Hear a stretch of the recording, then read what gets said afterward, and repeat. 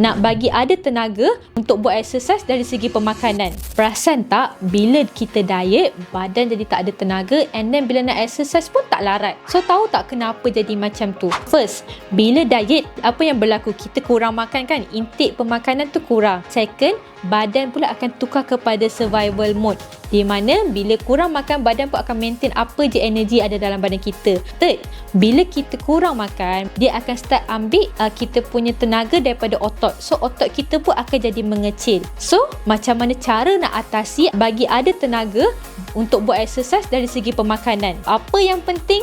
High protein diet. So kena utamakan makanan protein, ayam, ikan, telur. Kita ambil contoh orang yang pergi gym lah, sama dia punya konsep. Sebab apa?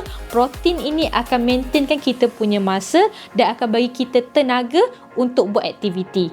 Jadi bila kurang makan, ini akan menyebabkan metabolisme jadi rendah. So pentingnya protein, ada tenaga untuk kita buat exercise bila diet.